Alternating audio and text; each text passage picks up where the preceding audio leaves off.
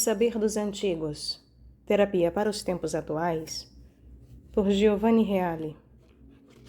Tradução Silvana Kobuti Leite, Edições Loyola. Canal Leconde.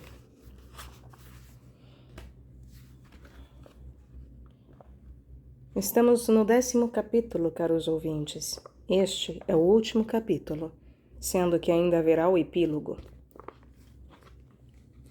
Capítulo 10º.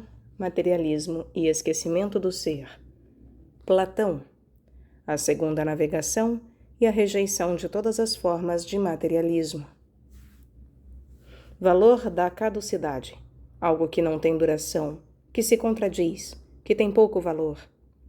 Mas as coisas que julgamos ser duradouras são, enquanto tais, puras invenções. Se tudo passa, a transitoriedade é uma qualidade, a verdade. E a duração e a imortalidade são apenas uma ilusão. Nietzsche. Fragmentos póstumos. Imaginemos, pois, duas espécies de seres, uma visível e outra invisível. Platão. Fédon. O materialismo físico-ontológico. A partir do século XVII, o materialismo ontológico foi claramente formulado. Tudo aquilo que existe é realidade física ou epifenômeno desta, e, portanto, o ser em todas as suas manifestações possíveis é reduzido à dimensão do físico. Vamos ler uma página de Hobbes que representa um dos primeiros documentos de que emerge precisamente a concepção fisicalista, a concepção que quer reconduzir para o quadro da física a abordagem de todos os problemas da filosofia, morais, políticos e sociais. Escreve Hobbes, abre aspas. Galileu foi o primeiro a abrir para nós a porta de toda a física, ou seja, a natureza do movimento, de modo que, ao que parece, não se pode remontar à época da física além dele. A física, portanto, é uma novidade, mas a filosofia civil o é ainda mais. Por não ser mais antiga que o livro escrito por mim, do cidadão. Como é possível? Não houve entre os antigos gregos nenhum filósofo, nem físico, nem civil? Certamente houve alguns que foram chamados assim, segundo o testemunho de Luciano de Samosata, que os ridicularizou, e de algumas cidades das quais, com muita frequência, foram expulsos com editais públicos. Mas nem por isso, necessariamente, houve filosofia. Na antiga Grécia, girava-se em torno de um fantasma, um pouco parecido com a filosofia por sua aparência de gravidade, mas dentro estava cheio de fraude e de imundície. E os homens incautos julgaram que fosse a filosofia, e se professavam adeptos deste ou daquele, mesmo discordando uns dos outros, e os seguiam, e a eles confiavam, como detentores de sabedoria, seus filhos, para que, com abundantes compensações, em nada mais fossem instruídos a não serem disputar. E, descurando as leis, decidir sobre todas as questões segundo o arbítrio de cada um.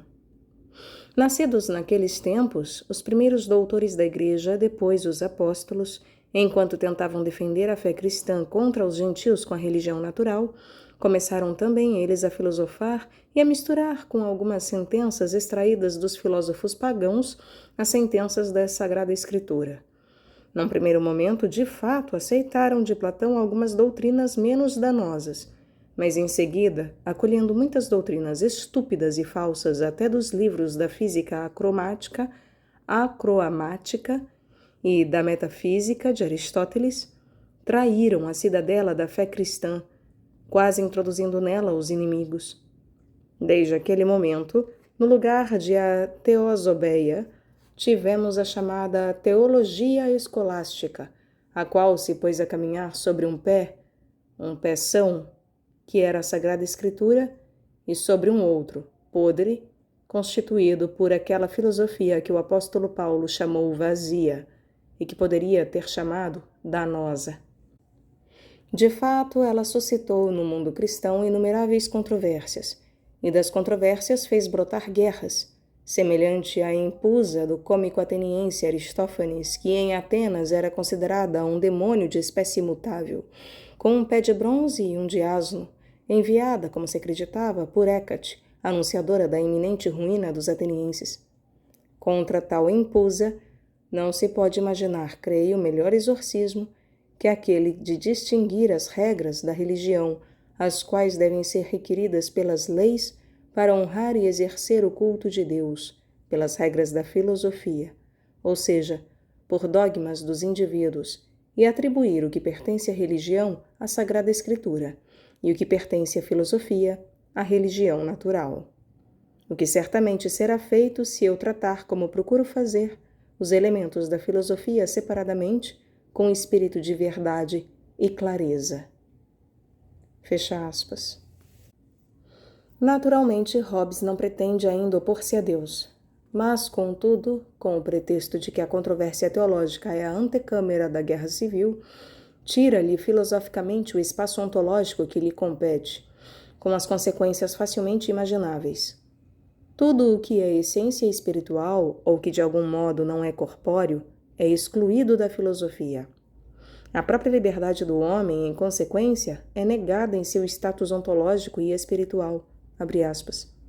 Nem a liberdade de querer ou de não querer é maior no homem que nos outros seres animados, pois o desejo foi precedido pela causa interna do desejo, e por isso o próprio ato do desejo não podia não ocorrer, ou seja, ocorreu necessariamente.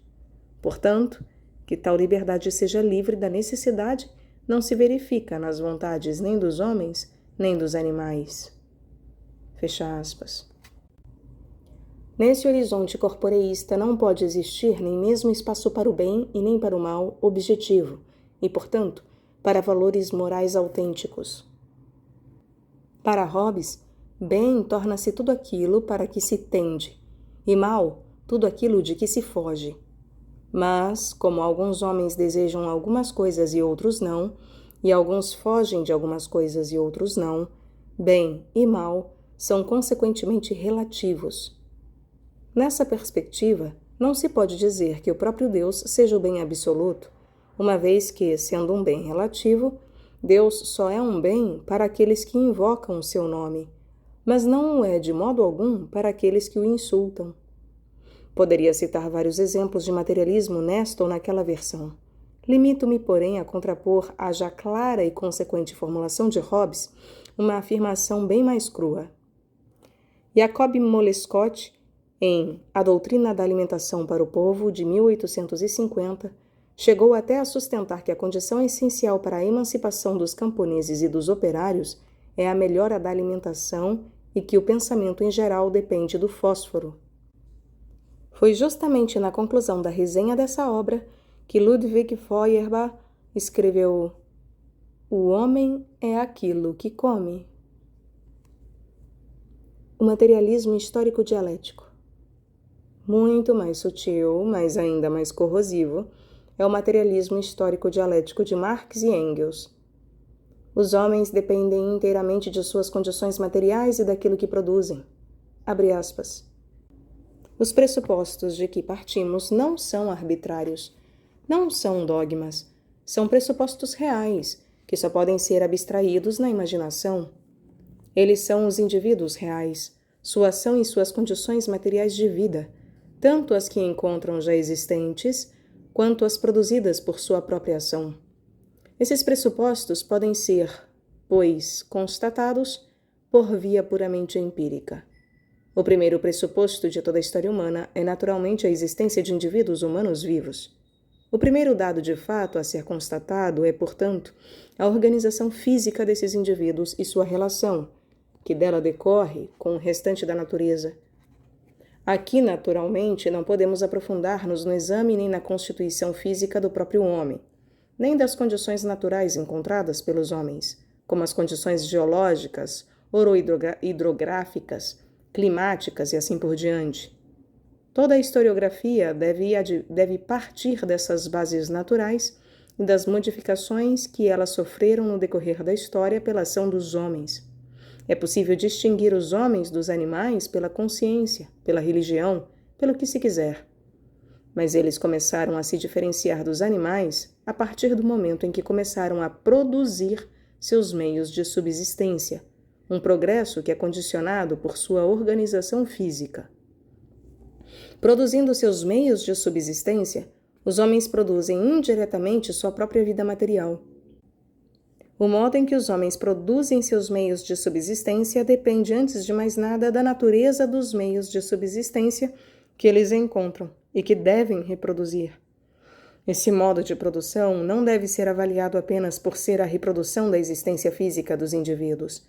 Antes, ele é já um modo determinado da atividade desses indivíduos, um modo determinado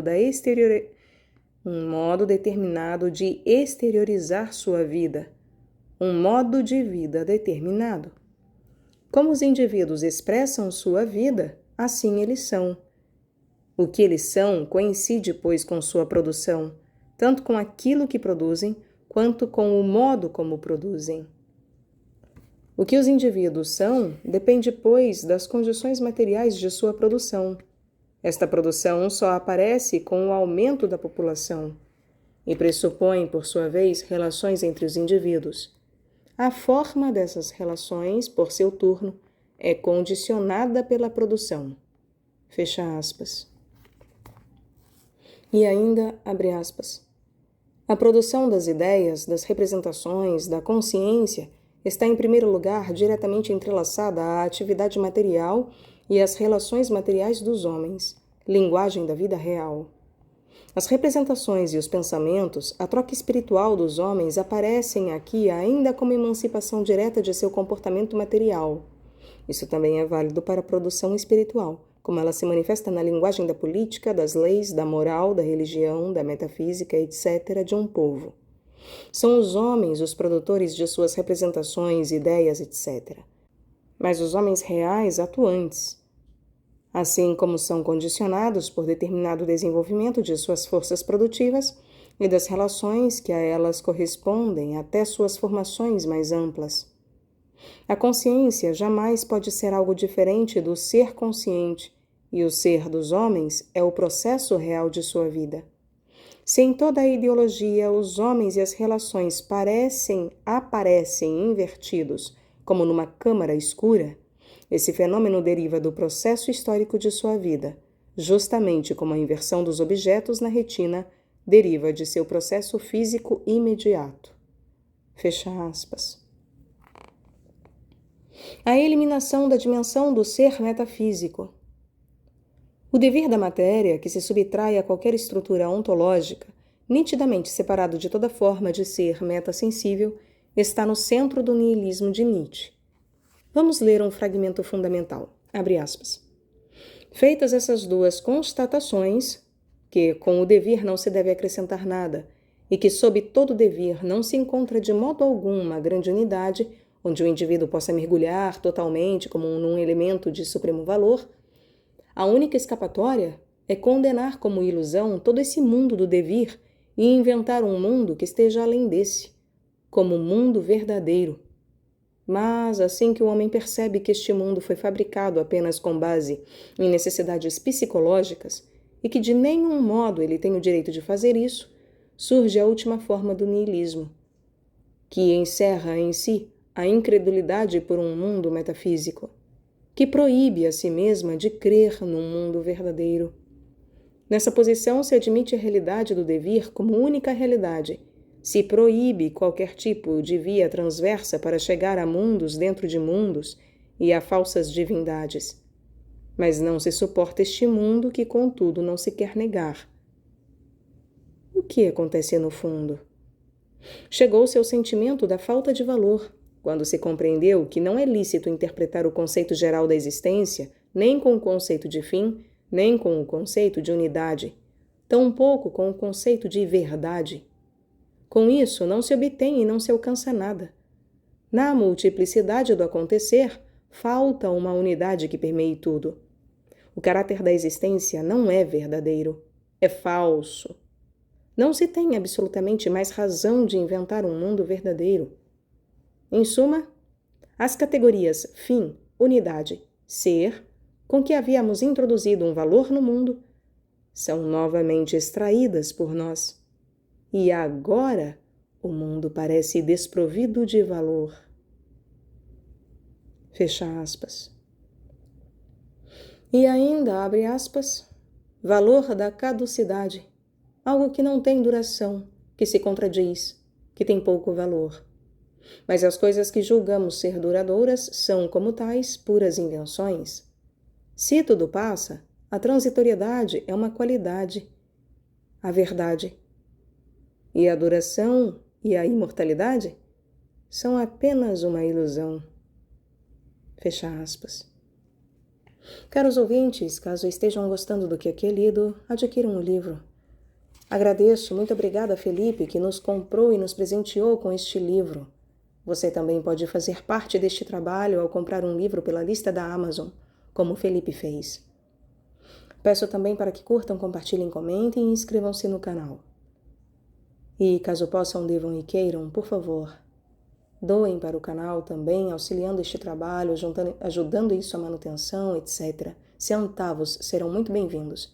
E se é possível via Pix, apoia-se e vaquinha. Muito obrigada pela presença. Continuemos. Heidegger dá continuidade ao discurso nietzschiano.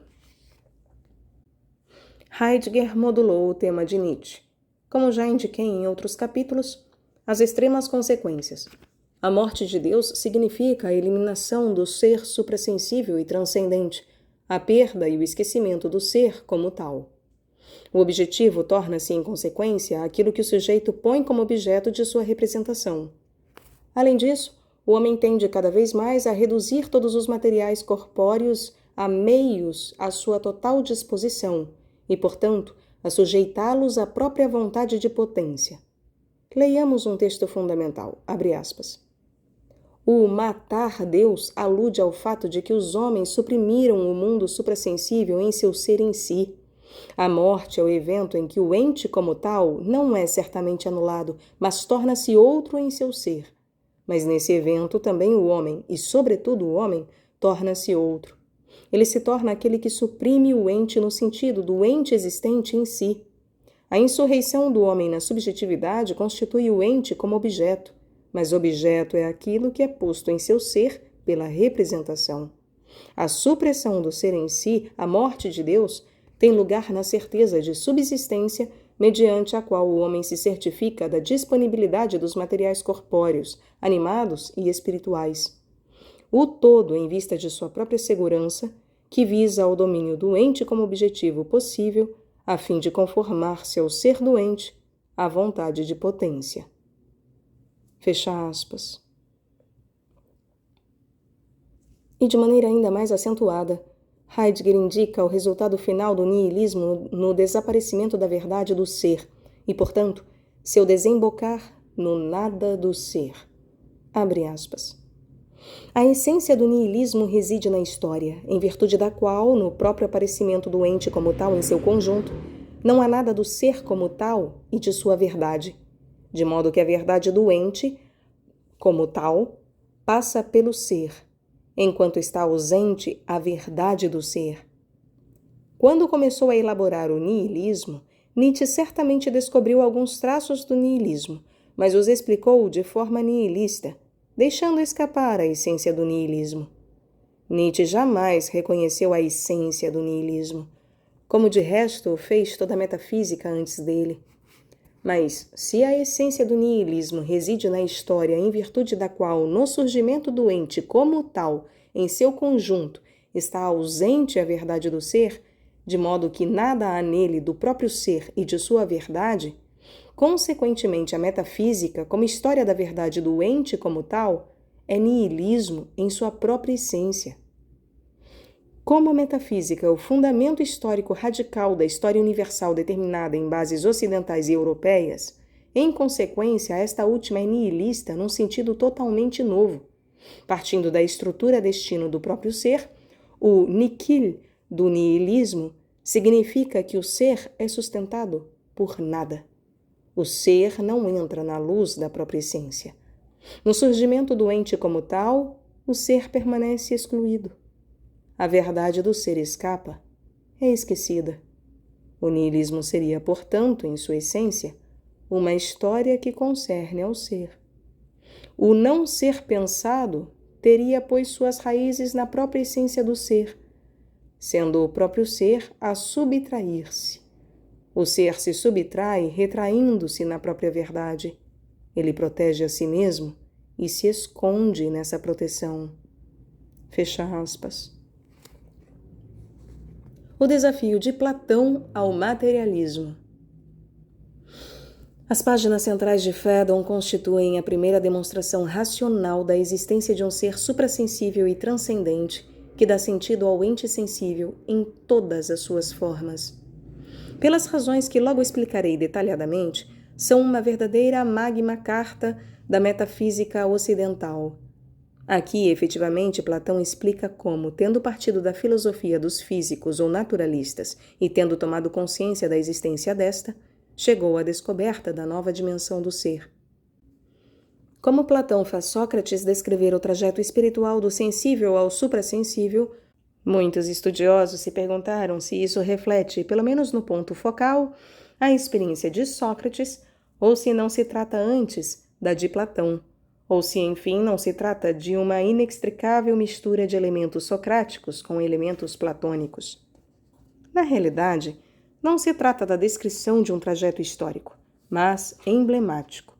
Platão, tomando Sócrates como dramatis persona, quer indicar em sua forma paradigmática qual é a história, o trajeto ideal que a mente humana deve realizar se deseja chegar ao conhecimento da verdade. Na ilustração desse ideal percorrido, Platão indica expressamente duas etapas, cada uma articulada em 2 momentos. Ele descreve de modo detalhado os 2 momentos da primeira e o primeiro momento da segunda, ao passo que fornece somente alusões do momento final da segunda. Mas, como veremos, o faz com força e insistência. Os problemas metafísicos mais importantes que o homem desde sempre se pôs e sempre deverá fazê-lo, se quiser responder à questão do sentido de si e das coisas, são os da geração, da corrupção e do ser das coisas, centrados especificamente na causa última ou princípio que lhe serve de fundamento. Pois bem, Platão, sob a máscara dramatúrgica de Sócrates, que representa o filósofo por excelência, diz ter partido desde jovem justamente desses problemas fundamentais, procurando resolvê-los percorrendo os caminhos traçados pelos primeiros filósofos na investigação da natureza. Mas, com base no método peculiar desse tipo de pesquisa, as respostas aos problemas concernentes à causa e aos princípios das coisas revelam um caráter físico e, portanto, são limitadas à dimensão do ser físico.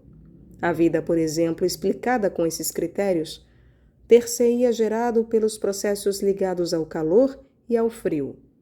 O próprio pensamento humano seria entendido em função de elementos puramente materiais. Empédocles, por exemplo, o explicava em função do sangue. Anaximandro e Diógenes de Apolônia em função do ar. Heráclito em função do fogo. Alquimeon em função do cérebro como órgão físico. Tinham natureza semelhante, enfim, as explicações que os filósofos naturalistas forneciam dos problemas ligados à geração e à corrupção. Assim, observa Platão, as respostas de tais filósofos não comportam, de modo algum, um esclarecimento dos problemas, mas produzem complicações de vários tipos e, em última análise, confusão. Certamente, em grande parte, os homens, em nível pré-filosófico, se põem nesse mesmo plano físico ao buscarem uma resposta para problemas como esses ou análogos a esses. O mérito dos filósofos naturalistas consiste, quando muito, em ter conferido rigor a tal abordagem e em tê-la levado às suas extremas consequências. Justamente ao fazer isso, porém, os filósofos naturalistas nos fazem compreender, como se aumentassem com uma lente, a inconsistência dos fundamentos de caráter naturalista, aliás, materialista, em que se baseia a própria opinião comum. E esse aumento manifesta a incapacidade desse tipo de investigação de explicar as coisas no mero plano físico. Vamos relembrar 3 exemplos sutis e delicados fornecidos por Platão. Primeiro, A opinião comum considera que o homem cresce apenas porque come e bebe, e com o método de pesquisa física procura-se explicar que do alimento provém as carnes que se juntarão às carnes, os ossos aos ossos e as outras partes que se reunirão com as várias partes do corpo, que têm a mesma natureza. Desse modo, a massa do corpo, que era pouca, passaria a ser muita, e, em consequência, o homem que era pequeno passaria a ser grande. Mas justamente essa reunião e, portanto, acréscimo de parte a parte, cada parte é pequena, não explica de modo algum, mas torna obscura a compreensão da causa que faz passar a ser grande. Segundo, diz-se que um homem ou um cavalo posto ao lado de um pequeno revela-se maior pela cabeça, que contudo é por si pequena. Ou então se diz que o 10 comparado ao 8 é maior porque tem a mais o 2, que porém é por si menor. Ou ainda, diz-se que o tamanho de 2 côvados é maior que o de um côvado, uma vez que o supera de uma metade, que porém por si só é menor. Como é evidente, com o método naturalista, a causa do ser maior não apenas não é explicada, mas novamente obscurecida. E terceiro, baseando-se no método seguido pelos filósofos naturalistas, não se consegue sequer explicar o 2 e o 1. Segundo os naturalistas, somando uma unidade a outra unidade, ou seja, aproximando-as e acrescentando-as uma à outra, se produziria o 2. Mas eles também afirmam o contrário, ou seja, que igualmente se obteria o 2 dividindo a unidade. Todavia, os procedimentos do somar, ou seja, do aproximar e do acrescentar e do dividir, ou seja, do afastar e do separar, são opostos entre si, mas justamente como opostos, não se compreende como podem ser causa em sentido verdadeiro do mesmo efeito. Menos ainda, com esses procedimentos físico-mecânicos, é possível explicar como se gera o um e, portanto, compreender como uma coisa se torne e seja una. Consequentemente, tampouco é possível explicar qual é a causa da geração, da existência e da corrupção das coisas. Notemos que nos 3 casos, Platão evoca precisamente aquela categoria da unidade que constituirá a base da metafísica. Não foi contra ela que Nietzsche arremessou seus dardos? Não captava Platão aquela verdade do ser que Heidegger considera sepultada no esquecimento? E então as conclusões extraídas de Phaedon, matizadas pela sutil ironia platônica, no primeiro momento da primeira etapa do percurso do filósofo na investigação do ser e da verdade, são as seguintes. Abre aspas. E nem sequer estou convencido de saber, seguindo o método dos naturalistas, como um se gera, e em suma como qualquer outra coisa tem origem, desaparece ou existe, segundo esse tipo de investigação.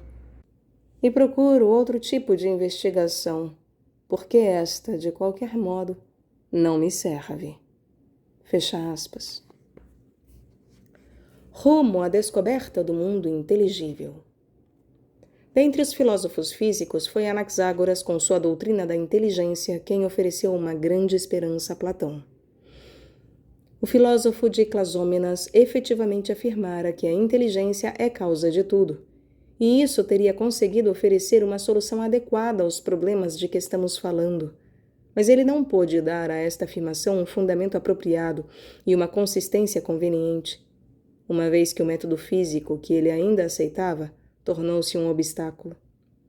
Com efeito, afirmar que a inteligência causa e ordena todas as coisas, inteligência, lembremos com I maiúsculo, deveria significar isto, que ela faz as coisas existirem, dispondo-as da melhor forma possível, o que equivale a dizer que a inteligência tem uma conexão estrutural com o bem, com B maiúsculo, e que não é possível perceber a função da primeira sem o segundo.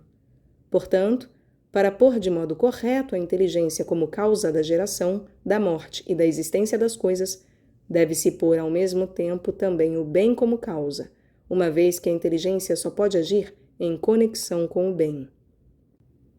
Aliás, esclarece Platão, além do bem, a inteligência deve conhecer também o mal, uma vez que a ciência do melhor e do pior é a mesma, e o bem é a superação estrutural do mal. Anaxágoras poderia, pois, ter explicado o cosmos e todos os fenômenos do cosmos em função dos vínculos dialéticos da inteligência com o melhor e o pior, mostrando como os vários fenômenos nasceram justamente como superação do pior em função do melhor. Abre aspas. Com efeito, jamais poderia imaginar que alguém que afirmava que essas coisas foram ordenadas pela inteligência atribuísse a elas outra causa que não essa, ou seja, que o melhor é serem assim como são. Em suma, acreditava que ele, atribuindo a causa a cada coisa em particular e a todas em comum, teria explicado aquilo que é melhor para cada uma delas, e o que é melhor que é comum a todas. Eu não teria renunciado a essas esperanças por nenhuma razão do mundo. Tomei, pois, seus livros com a maior solicitude e os li o mais depressa possível, para poder conhecer o mais depressa possível o melhor e o pior. Fecha aspas. Anaxágoras certamente introduziu a inteligência, mas não soube atribuir-lhe o papel adequado. Em vez de atribuí-lo ao bem, que teria explicado a função causal da inteligência, continuou a atribuir o papel de causa aos elementos físicos, ou seja, ao ar, à água, ao fogo, à terra. A verdadeira causa e a concausa material das coisas. Eis o novo horizonte que Platão nos descortina. Se esses elementos materiais são necessários para produzir a constituição dos vários fenômenos do universo, estão bem longe de ser suficientes. Eles não são a verdadeira causa, são apenas uma concausa material. Quem confunde a verdadeira causa com a concausa material na explicação dos fenômenos comete um erro estrutural. Cometeria o mesmo erro de quem afirmasse que Sócrates faz tudo o que faz com a inteligência, mas pretendesse depois explicar a causa pela qual Sócrates foi preso e se recusou a fugir apenas em função dos órgãos corpóreos locomotores, ou seja, de suas pernas, de seus ossos e de seus nervos.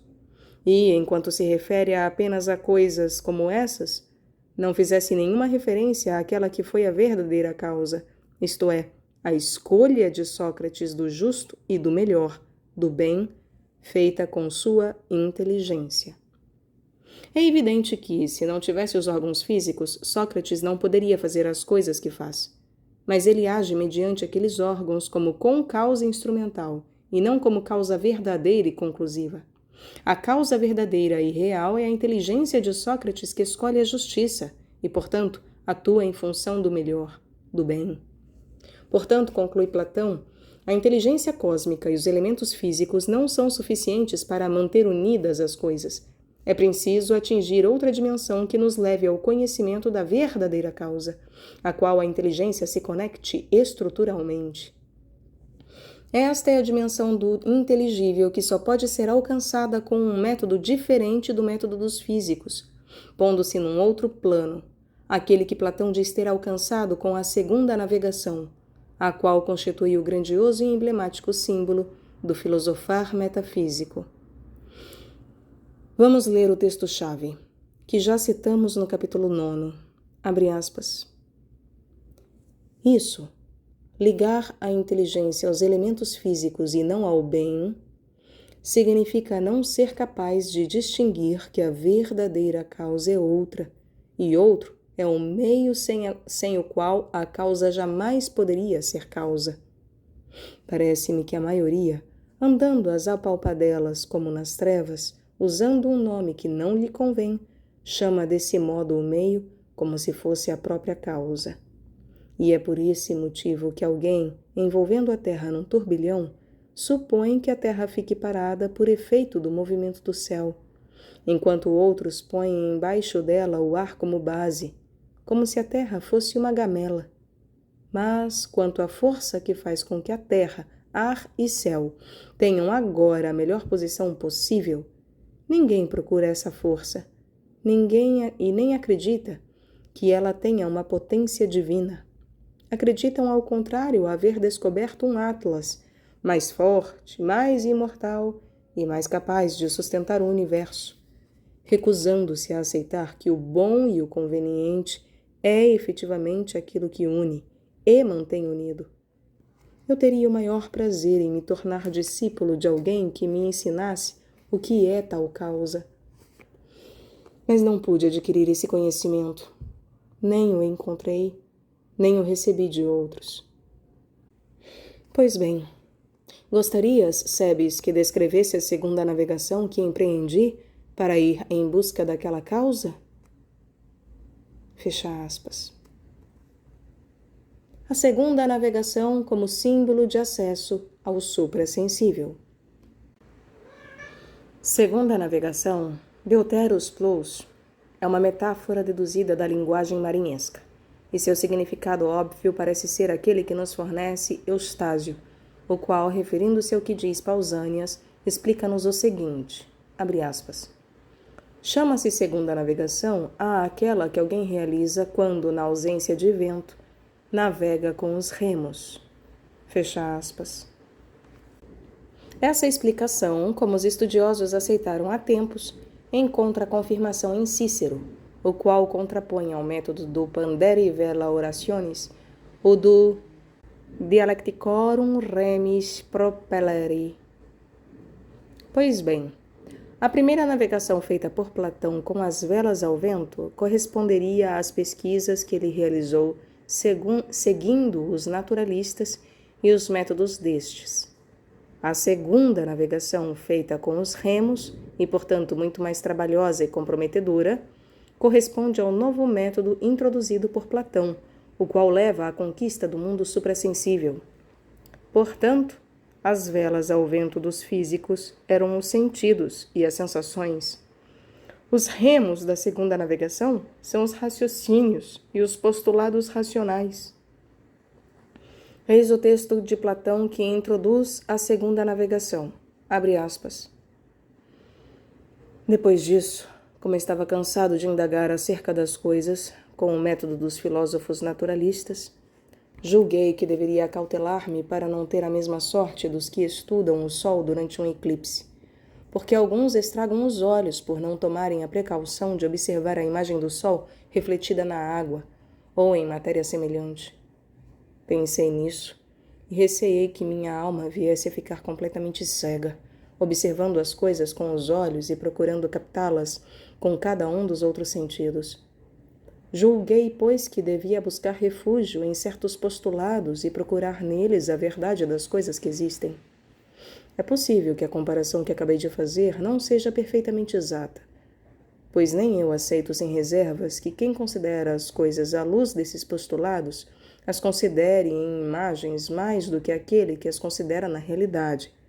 Seja como for, tomei essa direção, e de quando em quando, tomando por base aquele postulado que me parece mais sólido, julgo verdadeiro aquilo que concorda com ele, seja em relação às causas, seja em relação às outras coisas, e julgo não verdadeiro aquilo que não concorda com ele. Fecha aspas. As imagens que Platão emprega aqui são muito difíceis de compreender com exatidão.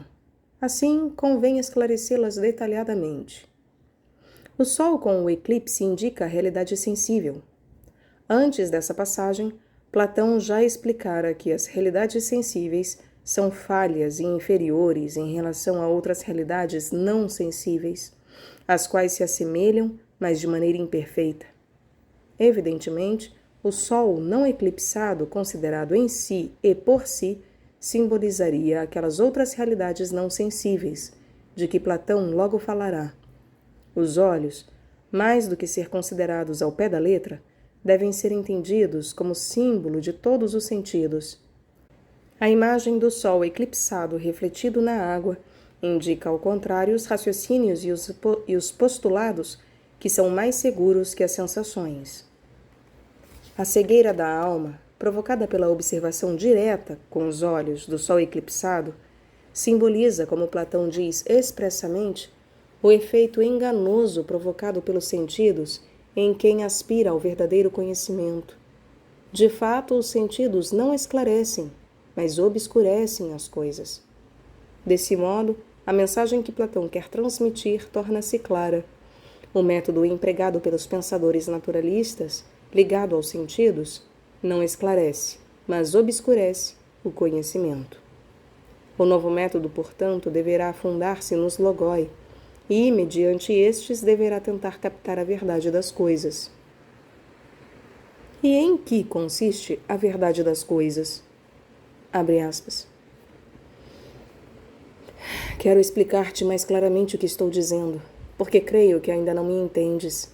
Não, por Zeus, não estou entendendo bem, respondeu Cebes.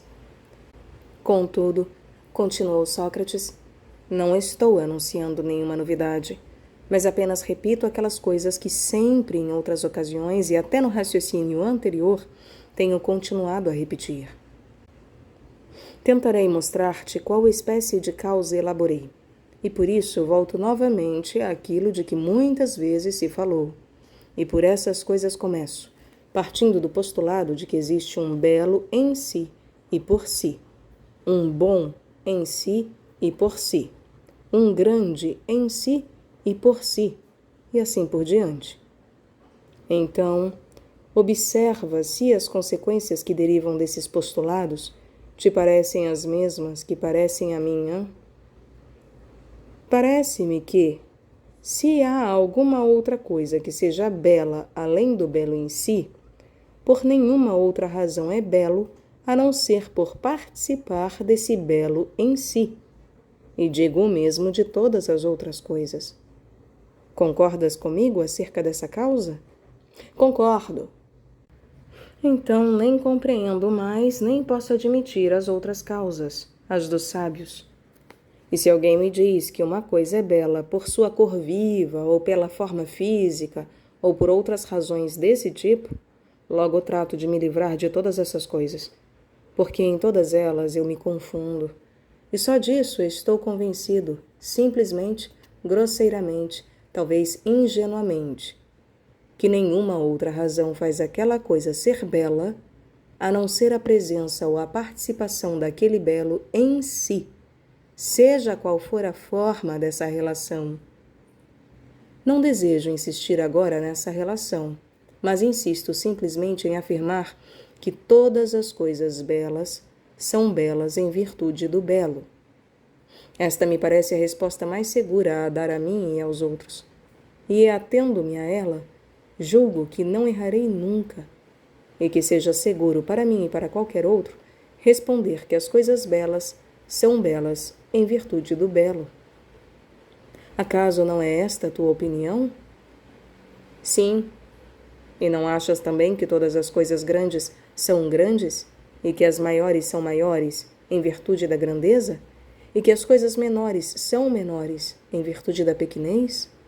Sim. Por isso, se alguém afirmasse que um é maior que outro pela cabeça, e que o menor é menor pelo mesmo motivo, não o admitirias, mas continuarias firmemente a dizer que não admites que uma coisa seja maior que outra por nenhuma outra razão a não ser pela grandeza, e que o menor por nenhuma outra coisa é menor a não ser pela pequenez, e que justamente por essa causa é menor, ou seja, pela pequenez.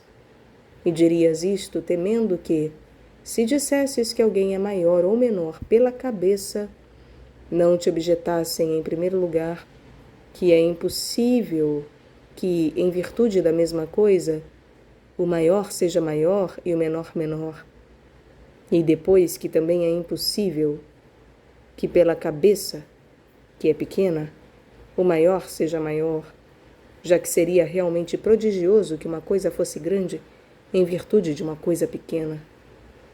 Ou não temerias essas objeções? Ah, sim, disse Cebes, rindo. E não temerias igualmente dizer que 10 é maior que 8, porque o ultrapassa de 2, e que por esse motivo supera o 8, e não por causa da quantidade? E que um objeto do tamanho de 2 côvados é maior do que outro de 1 côvado pela metade e não pela grandeza? Trata-se sempre do mesmo temor de antes. Certamente, é. Então, não te envergonharias de dizer que acrescentando um ao outro ou dividindo o um, a soma ou a divisão sejam a causa que faz o um tornar-se dois? Não gritarias bem alto que não sabes como outra coisa pode ser formada, a não ser participando da essência peculiar de cada realidade, de que ela participa, e que, no caso em questão, não tens outra causa para explicar o nascimento do dois, a não ser esta, ou seja, a participação da dualidade? E além disso, que devem participar dessa dualidade as coisas que desejam se tornar duas, assim como devem participar da unidade as coisas que querem ser uma? E não tratarias de te livrar logo dessas divisões, dessas somas e de todas as outras artimanhas encontradas, deixando que as empreguem em suas respostas aqueles que são mais sábios que tu? Tu, ao contrário, como se diz, temendo tua sombra e tua inexperiência, responderias do modo como se disse, apoiando-te na solidez desse apostolado. Fecha aspas. Eis então a nova praia a que chega Platão com a segunda navegação. A descoberta da existência de dois planos do ser, ou seja, a descoberta de que, além do plano do ser fenomênico, sensível e físico, existe também o plano do ser metafenomênico, metasensível, metafísico, que só pode ser captado com os logoi e, portanto, puramente inteligível. De maneira sintética, podemos dizer que o núcleo teorético da segunda navegação consiste na passagem do ser sensível ao ser suprassensível e a consequente introdução de uma causa não física, ou seja, metafísica, precisamente com a finalidade de explicar o ser físico e livrá-lo das contradições em que cairia se fosse abandonado a si mesmo. É, portanto, inegável que a segunda navegação platônica constitui uma conquista que assinala, em certo sentido, a etapa mais importante da história do pensamento ocidental e inaugura a metafísica no sentido mais elevado e mais completo. Todo o pensamento ocidental será condicionado, de modo decisivo e irreversível, pela distinção platônica, seja se e enquanto a aceitar, seja enquanto e na medida em que não a aceitar. De fato, neste último caso, deverá polemicamente justificar sua não aceitação e ficará condicionado por essa polêmica.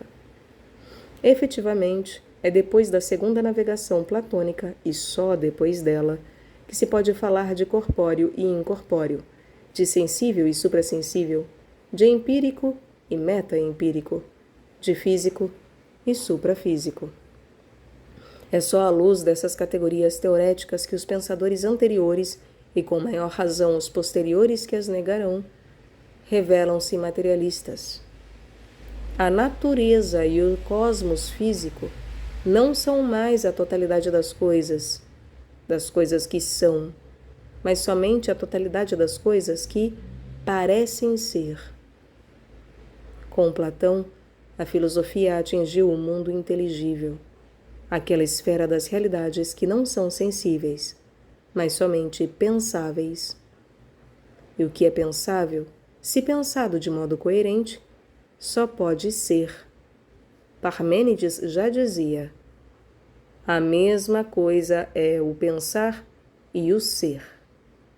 E ainda, abre aspas, a mesma coisa é o pensar e aquilo em função do qual existe o pensamento, porque sem o ser em que é expresso, não haveria o pensar. De fato, nada mais existe ou existirá fora do ser. Fecha aspas. Por toda a vida, Platão não se cansou de enfatizar contra seus predecessores e contra muitos de seus, seria tentado dizer, de nossos contemporâneos, esta sua descoberta fundamental, verdadeiramente revolucionária, que poderíamos expressar com uma fórmula inspirada na célebre frase de Shakespeare: há muito mais coisas no céu e na terra do que supõe vossa filosofia limitada a dimensão do físico. Para Platão, o mundo inteligível é muito mais complexo do que é possível apreender apenas em seus escritos. A descoberta do mundo das ideias, como se reconheceu há bastante tempo, Hegel foi um dos primeiros, assinala uma etapa essencial na história do pensamento humano. Mas, acima das ideias, Platão punha os princípios primeiros e supremos, que, a seu ver, deveriam ser dois. O um, de que deriva o bem, e a díade, indefinida, grande e pequeno, de que derivam a multiplicidade, a desordem e o mal. Mas antes de ilustrar esses dois princípios, como um interlúdio e prólogo à segunda parte da segunda etapa da segunda navegação, considero oportuno evocar algumas reflexões de Morin, que, talvez sem o saber, retomou a grande tese platônica da estrutura bipolar dos princípios primeiros e supremos. A estrutura bipolar. Morin certamente é um antimetafísico, um filósofo demasiado envolvido nas ciências empíricas, mas, não poucas vezes, oferece excelentes observações de profundidade ontológica e metafísica. Eis uma delas, abre aspas. As perguntas fundamentais foram dispensadas como perguntas gerais, ou seja, vagas, abstratas, não operacionais. A pergunta originária que a ciência arrancara da religião e da filosofia para se apoderar dela, a pergunta que justificava sua ambição de ciência: o que é o homem? O que é o mundo? O que é o homem no mundo? A ciência hoje remete à filosofia. A seus olhos, sempre incompetente por etilismo especulativo, e arremete à religião, a seus olhos, sempre ilusória, por mitomania inveterada. A ciência abandona toda pergunta fundamental aos não-cientistas, desqualificados a priori. Ela só tolera que, já aposentados, seus grandes dignatários se elevem a certas alturas meditativas, das quais, entre seus alambiques, os jovens de uniformes brancos zombarão. Fecha aspas. Esta é a verdade. A ciência de hoje perdeu clareza e segurança. Ganham cada vez mais espaço a obscuridade e a incerteza, e predomina, quando muito, a crítica à própria segurança. O caminho das pesquisas científicas parece hoje o da incerteza. Mas, apesar disso, Morin destaca que o caráter corrosivo do caos ou desordem no universo choca-se com a evidência da evolução física, biológica e antropológica. Abre aspas. A partir do momento em que se estabeleceu que os estados de ordem e de organização são não apenas degradáveis, mas improváveis, a evidência ontológica da ordem e da organização inverte-se. O problema não é mais por que existe desordem no universo, se nele reina a ordem universal. O problema é por que existe ordem e organização no universo. A ordem e a organização, em vez de constituírem evidências ontológicas, tornam-se então problema e mistério. Devem ser explicadas, justificadas, legitimadas. Fecha aspas. Eis uma passagem, talvez a mais bela que eu tenha lido até agora acerca dessa temática. Abre aspas. O universo está em pedaços. Consequentemente, as descobertas astronômicas desde 1923 até hoje articulam-se para nos apresentar um universo cuja expansão é fruto de uma catástrofe primordial e que tende a uma dispersão infinita. A grandiosa programação do grande balé estelar transformou-se num corre-corre geral. Para além da ordem provisória de nossa pequena periferia galáctica, que havíamos tomado pela ordem universal e eterna, produzem-se diversos fatos inauditos, que começam a se apresentar em nossos teletipos. Fulgurantes explosões estelares, colisões de astros, choques de galáxias. Descobrimos que a estrela, longe de ser a esfera perfeita que emite sinais no céu, é uma bomba de hidrogênio de efeito retardado, um motor em chamas. Nascida com a catástrofe, ela cedo ou tarde explodirá catastroficamente. O cosmos queima, se revolve, se decompõe. Nascem galáxias, outras galáxias morrem. Não possuímos mais um universo razoável, ordenado, adulto, mas algo que parece estar ainda nas dores da Gênese e já nas convulsões de agonia. Fecha aspas. A desordem apossa-se assim do trono que era ocupado pela ordem. E Morin chega às seguintes conclusões: desordem e ordem cooperam, e tudo o que existe nasce dessa cooperação. No universo, justamente no processo de desorganização, se organiza. Abre aspas. É, pois, possível explorar a ideia de um universo que constitui sua ordem e sua organização na turbulência, na instabilidade, no desvio, na improbabilidade, na dissipação energética. Fecha aspas. E retomando a ideia, uma ideia de René Thom, Morin insiste, abre aspas. A ideia fundamentalmente complexa e rica que Thom nos traz consiste em ligar toda a morfogênese ou criação de forma a uma ruptura de forma ou catástrofe. Permite-nos, portanto, ler nos mesmos processos a desintegração e a gênese. A ideia metamórfica, a catástrofe, não se identifica com um princípio absoluto e deixa aberto o mistério do desconhecido a cósmico ou protocósmico. Ela carrega consigo a ideia do evento e da cascata de eventos. Longe de excluí-la, ela abarca em si a ideia da desordem e de maneira genética, uma vez que a ruptura e a desintegração de uma velha forma é, ao mesmo tempo, o processo constitutivo da nova. Ela contribui para fazer compreender que a organização e a ordem do mundo se edificam no desequilíbrio e na instabilidade, e por seu intermédio. Fecha aspas. Gostaria de destacar o seguinte: tal dinâmica relacional e dialética da ordem e da desordem, com os consequentes resultados positivos, é precisamente aquela que fundamenta a sabedoria grega, em especial, como já disse, no âmbito do platonismo, cuja estrutura bipolar é o fundamento metafísico de toda a realidade, em qualquer nível. O resultado da segunda navegação: a descoberta dos princípios primeiros e supremos. A teoria platônica dos dois princípios primeiros supremos constitui o resultado da segunda navegação. Na segunda parte do nosso século, os estudos sobre Platão tiveram notáveis progressos e foram resolvidos numerosos problemas que no passado, atendo-se apenas aos diálogos, permaneciam sem solução.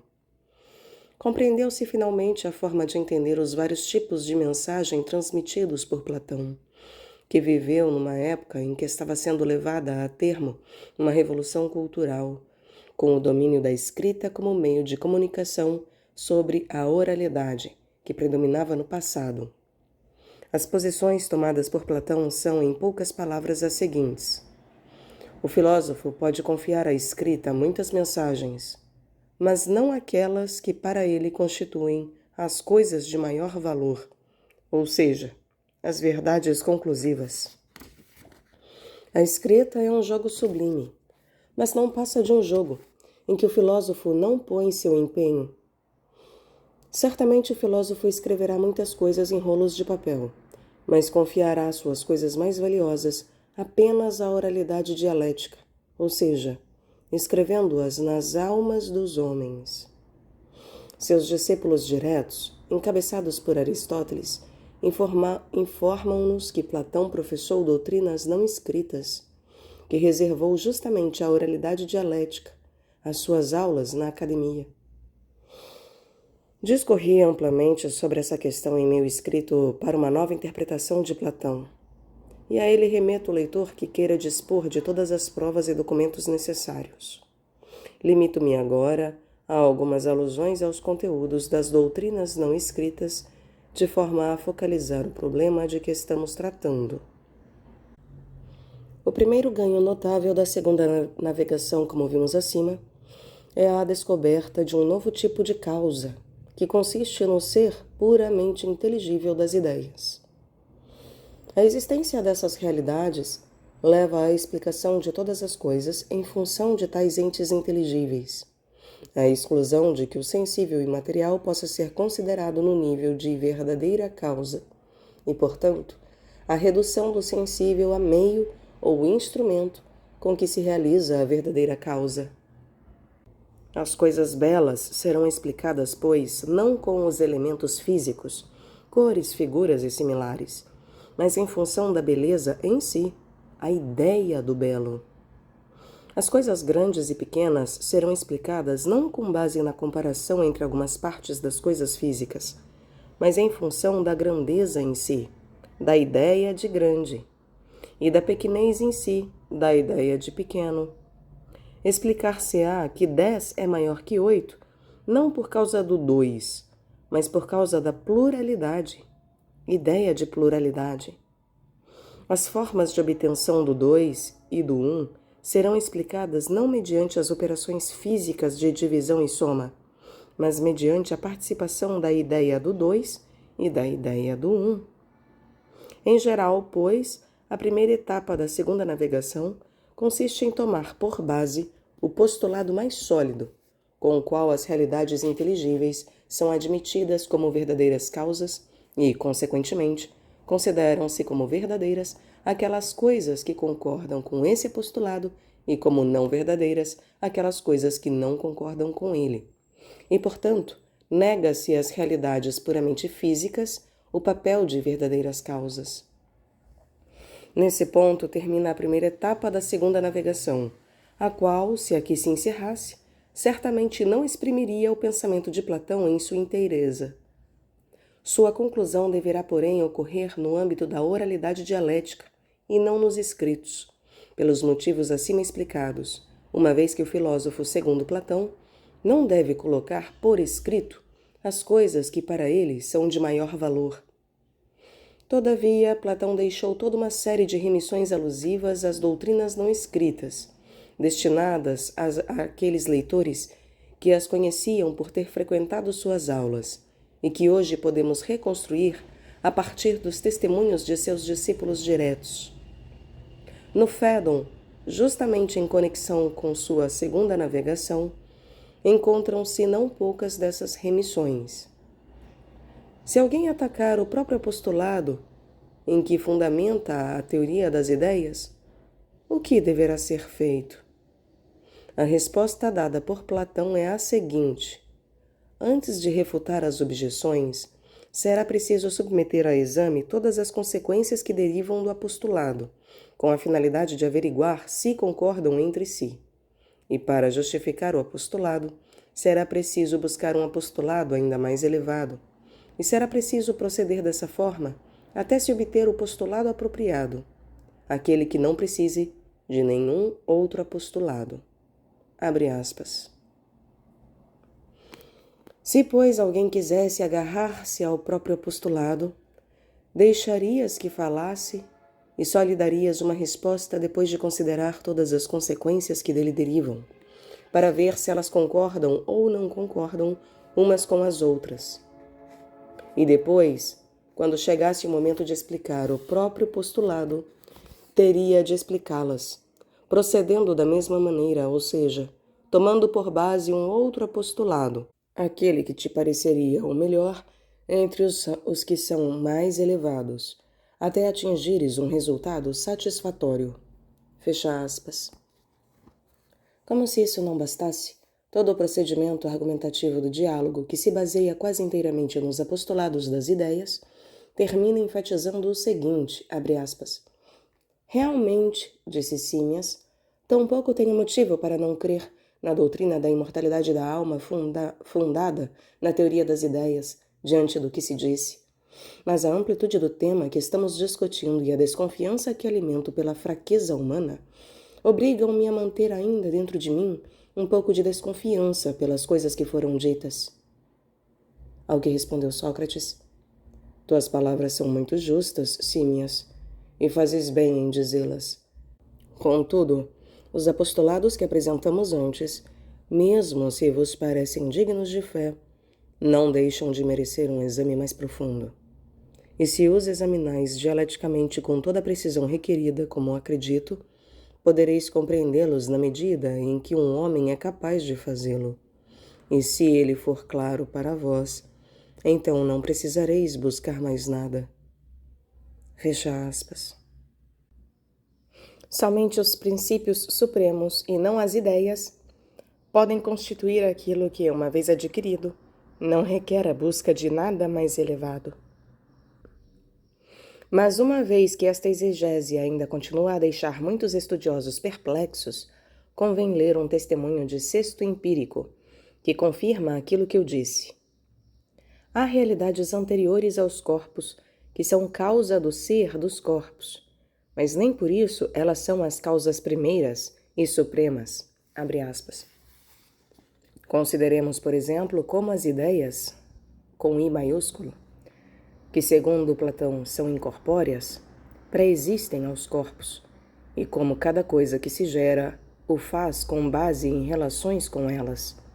Pois bem, apesar disso, as ideias não são os princípios primeiros das coisas. Fecha aspas. Quais são, então, esses princípios primeiros e supremos? A estrutura bipolar de unidade e multiplicidade, segundo Platão. Os princípios primeiros e supremos, segundo Platão, eram o Um, com U maiúsculo, fonte de todo bem, e aquela que, com linguagem esotérica, ele chamava díade, ou dualidade, com D maiúsculo, indefinida de grande e de pequeno, de excesso e de carência, a qual se liga o mal. O Um e a díade ou a dualidade. Vamos ler 2 testemunhos. O primeiro é o de Alexandre de Afrodísia, que deduz suas informações de Aristóteles, abre aspas. Platão, convencido de ter demonstrado que o igual e o desigual são princípios de todas as coisas, efetivamente ele procurava conduzir todas as coisas a estas, como as mais simples, atribuiu o igual à unidade e o desigual ao excesso e à falta. De fato, a desigualdade está em 2 coisas, no grande e no pequeno, que são, respectivamente, o que existe por excesso e o que existe por falta.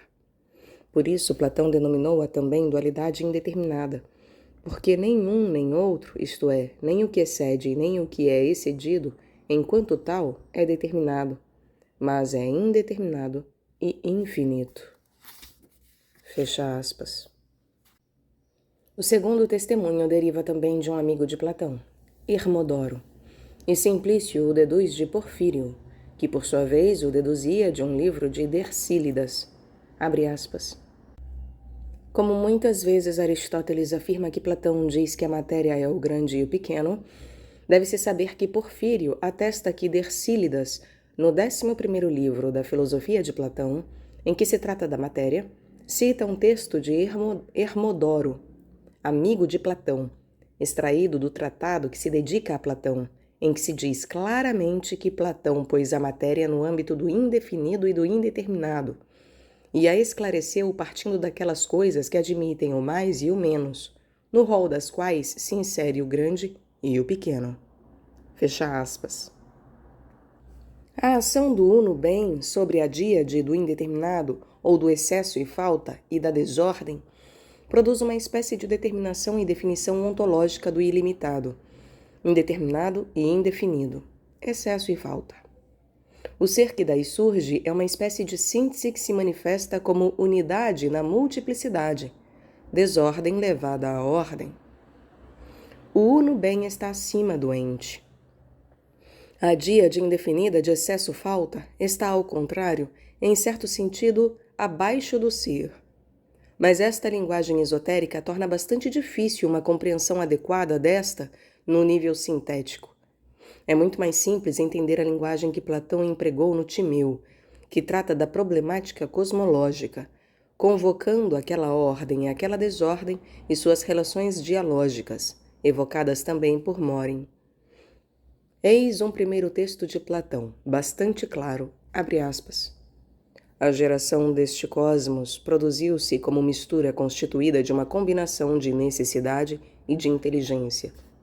E como a inteligência dominava a necessidade, persuadindo-a a conduzir para a perfeição a maior parte das coisas que eram geradas desse modo e por tais razões, por meio da necessidade dominada pela persuasão inteligente, do princípio foi constituído este universo.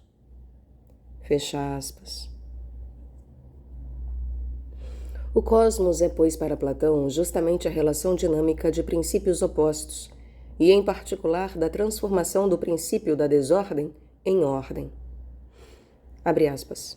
Antes disso, todas as coisas eram desprovidas de razão e de medida, mas quando Deus começou a ordenar o universo, o fogo, em primeiro lugar, a terra, o ar e a água tinham certamente algum vestígio de si mesmos, mas encontravam-se naquela condição em que é natural que todas as coisas se encontrem, quando o Deus está ausente. Estas coisas, pois, que então se encontravam nesse estado, ele primeiramente as modelou com formas e com números. Deve-se dizer, de uma vez por todas, que o Deus constituiu essas coisas do modo mais belo e melhor possível, partindo de uma condição que certamente não era assim. Fecha aspas. Mas o Deus de Platão não é a ordem, e sim o ordenador, ou seja, a inteligência que imprime na desordem a ordem, submetendo e subjugando a desordem na medida do possível, de modo que o universo se torne cosmos, que em grego significa justamente ordem. Eis as conclusões de Platão, abre aspas. Mas é muito difícil encontrar o Criador e o Pai deste universo, e encontrando-o, é impossível falar dele a todos. E deve-se indagar o seguinte acerca do universo, observando quais exemplares foram realizados por quem fabricou o universo, se o exemplar que é sempre do mesmo modo e idêntico, ou aquele que foi gerado. Mas se este mundo é belo e o artífice é bom, é evidente que ele teve em vista o exemplar eterno. E se, ao contrário, o artífice não é nem belo nem bom, coisa que nem sequer é permitido dizer, ele teve em vista o exemplar gerado. Mas é evidente a todos que ele teve em vista o exemplar eterno. Pois o universo é a coisa mais bela dentre as que foram geradas, e o artífice é a melhor das causas. Fecha aspas. O significado fundamental da mensagem platônica é, portanto, este. O cosmos só pode ter nascido da ordem impressa à desordem. E é o mais perfeito possível, embora a desordem não esteja de todo dominada, uma vez que continua a haver falhas nas consequências negativas do devir. E ordem, unidade e desordem, multiplicidade desordenada de excesso-falta, constituem justamente estruturas bipolares constantes em qualquer nível.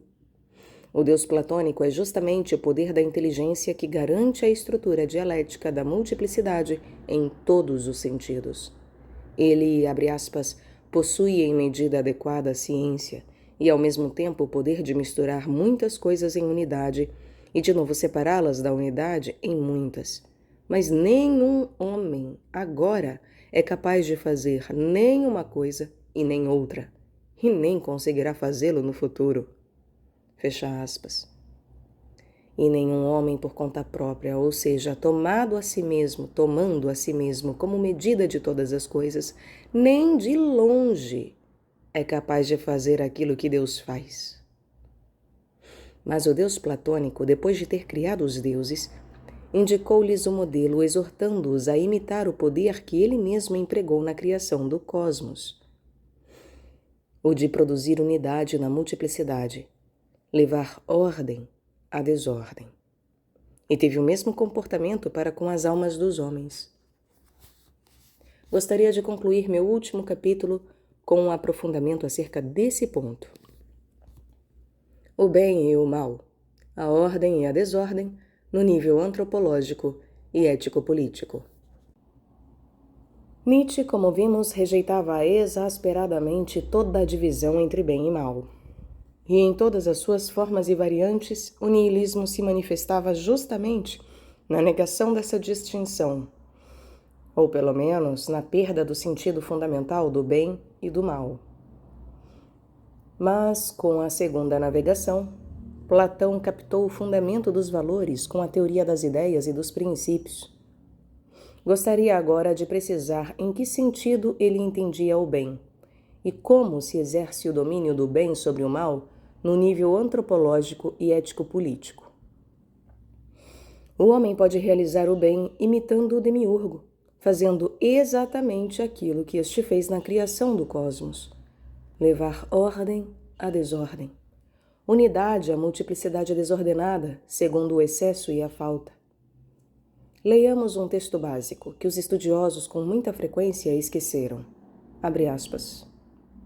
É um texto da República de Platão. Não é este, então, o ponto de que devemos partir para chegarmos a um acordo? Ou seja, perguntar-nos qual podemos considerar o maior bem para a organização da cidade?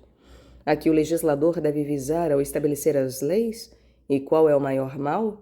E depois ver se aquilo de que tratamos agora corresponde ao exemplo do bem e não ao do mal? Perfeitamente. E acreditamos que possa haver pior mal para a cidade que aquele que a divide? E em vez de a fazer una, dela faz muitas?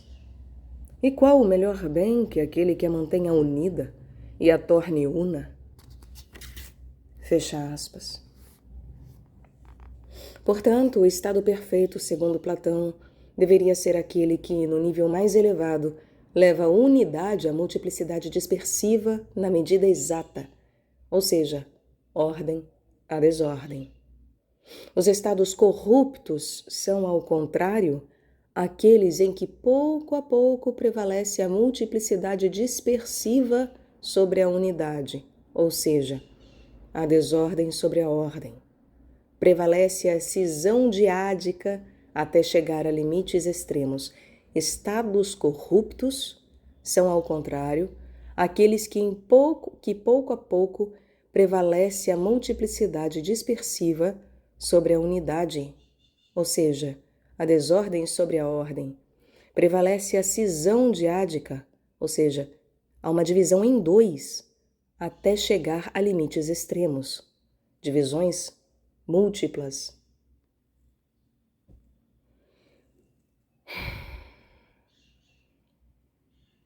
Convém lembrar aqui que fazer essa unidade, levar a desordem da antítese diádica à ordem na justa proporção, constitui a realização daquela justa medida que Platão transforma em tema e desenvolve no político.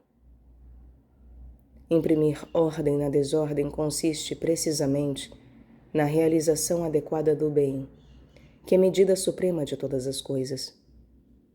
Aristóteles, num diálogo perdido, que tinha o mesmo título que o platônico, político, explicitava de forma correta a definição que Platão dava ao bem em suas doutrinas não escritas. Abre aspas. O bem é a medida mais perfeita de todas as coisas. Fecha aspas.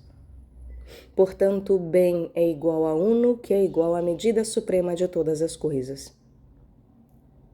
A própria definição aristotélica das virtudes éticas como mediania, ou seja, como justa medida entre os extremos, constitui a perfeita aplicação desses conceitos. A justa medida. Eis então a terapia para um dos males mais graves do homem de hoje. De fato, o homem de hoje tende a dividir tudo. O homem de hoje tende a dividir tudo. A divisão do átomo que pulverizou sua unidade poderia ser tomada como uma imagem metafórica e emblemática. Isso não se produziu apenas no plano político, divisão em classes, partidos, correntes, etc., mas até no plano ético. Incessante conflito entre homem e mulher, divisão entre pais e filhos, e assim por diante. Mas o homem de hoje escavou a cisão diádica, fez irromper a desordem, até mesmo no interior de sua própria alma. Se estivesse presente entre nós, Platão nos diria que em todos os níveis está prevalecendo a díade, a qual em ciclos históricos e recorrentes predomina dialeticamente, mesmo que não em sentido absoluto, sobre o uno. Então a terapia para esse mal que deixa tudo à mercê do múltiplo e da consequente desordem, e se já vimos que díade tem relação com um plano material, e tendo uno uma relação com o divino, poder-se-ia, creio eu dizer, mais claramente ainda, que há então uma sobreposição da díade e, portanto, da matéria sobre o uno e, portanto, sobre o espírito. Então,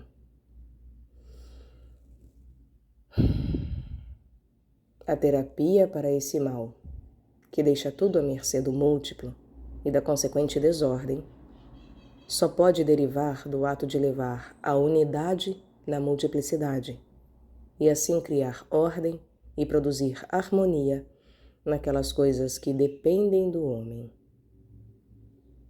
Foi assim que Platão compreendeu a justiça, a justa medida. E não se trata, como é óbvio para quem captou a mensagem da segunda navegação, de uma medida de caráter quantitativo, mas de algo baseado nos valores, ou seja, qualitativo. É justamente o sentido dessa métrica axiológica, essa adequação aos valores irrefutáveis, que o homem de hoje em grande parte esqueceu. Uma passagem do Político abre um grande clarão neste horizonte, abre aspas. Estrangeiro. Negar a natureza do maior qualquer relação que não seja com o menor não significa excluí-la da relação com a justa medida? Sócrates, o jovem? Sim, certamente. Mas com tal raciocínio, não estaríamos destruindo as próprias artes e todas as suas obras? Em especial, não estaríamos eliminando a arte política que buscamos agora e essa arte da tecedura de que acabamos de falar? Pois podemos afirmar que, para todas essas artes, aquilo que se situa aquém ou além da justa medida não é uma coisa irreal, é ao contrário uma coisa ruim, e preservando desse modo a medida, asseguram a beleza e a bondade de suas obras. Sim, mas se eliminarmos a arte política, não tiraremos o sentido de nossa busca da ciência real? Sim, sem dúvida. Portanto, do mesmo modo que no sofista fomos obrigados a admitir a existência do não-ente, porque isso nos leva ao raciocínio, nos levava o raciocínio, assim também agora não deveríamos obrigar por sua vez o maior e o menor a serem mensuráveis, não apenas um em relação ao outro, mas também em relação à produção da justa medida? Pois é impossível admitir que possa haver político ou algum outro cuja ação seja incontestavelmente competente se não se chegar a um acordo acerca desse ponto. Nesse caso, vamos fazê-lo também agora, do melhor modo possível. Esta tarefa, caro Sócrates, é ainda maior que a outra, embora não nos lembremos bem o quão longa foi também aquela. Mas pelo menos será totalmente legítimo supor a esse respeito uma coisa deste tipo. Qual? Que em algum momento teremos necessidade do que dissemos agora para demonstrar a exatidão em sentido absoluto. Quanto ao que nos interessa agora, tudo está bem demonstrado, e me parece que este argumento é magnificamente útil para nós. É preciso considerar que todas as artes existem, e, ao mesmo tempo, o maior e o menor são avaliados, não apenas por sua relação recíproca, mas também em relação ao estabelecimento da justa medida. Pois, se esta existe, existem também aquelas, e se as artes existem, existe também esta. Ao contrário, se uma dessas duas coisas não existe, tampouco a outra poderá existir. Isso é certo. Mas qual a consequência disso? É claro que podemos distinguir a arte de medir, como se disse, dividindo-a em duas partes do seguinte modo.